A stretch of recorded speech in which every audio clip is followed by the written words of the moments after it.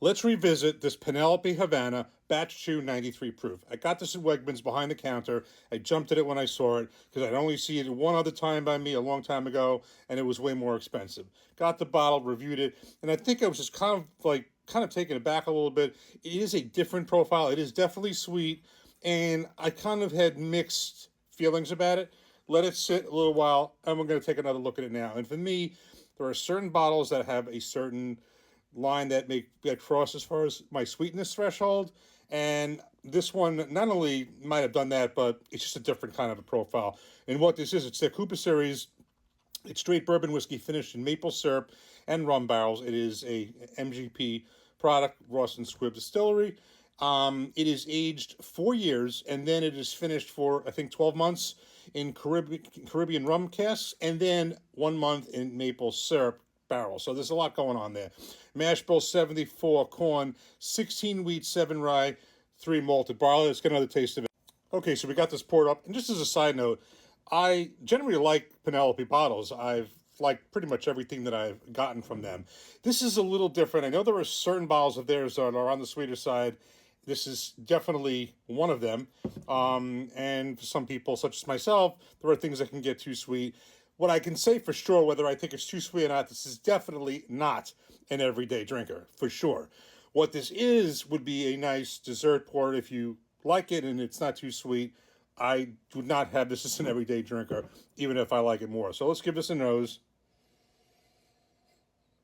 I'm getting, I remember that I get a little bit of that rum smell, a little maple syrup, but let's get right into it. Cheers.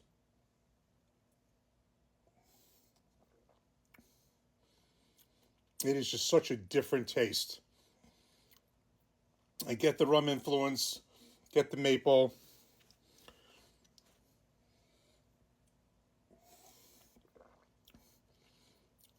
Yeah. As a matter of fact, I get more of the finishing influence than the bourbon underneath it.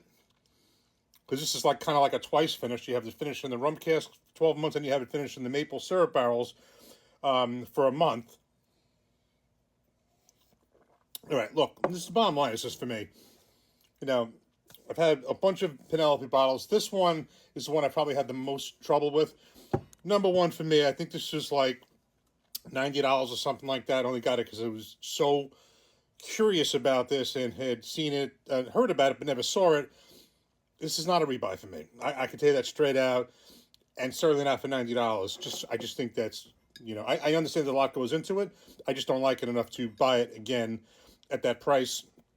Number two, it's a combination of a little sweet and a little different for me. Listen, I love rum. I was drinking rum before I was drinking whiskey, but it's a little different when you have the rum and the whiskey mixed, and sometimes that doesn't go right for me. In this particular case, I think this is good. I can't say this is great. And I don't think it's beyond just too sweet. I just think it's different. I kind of feel if I want to drink rum, I'll have rum. I don't mind the maple syrup element of it. I think it's the play of the rum maple syrup with the bourbon. I think there's just too much for me going on in this. So for me, I don't think this is a rebuy. Maybe some of you may be shocked because I know some people love it, and there are going to be some people who will probably agree with me, and others think that I'm nuts. But for me, I don't think this is a rebuy. I was curious about it. I certainly will enjoy it, but I think this is more dessert. Definitely not an everyday drinker.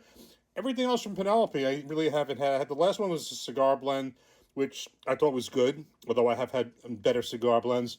And then everything else from them, I really, really liked. Love their architect, the toasted, everything I've had. But this is just different. So I have also think, having not had the Ryu, I know that's one sweet, and there's a bunch of others. This is a little different for me.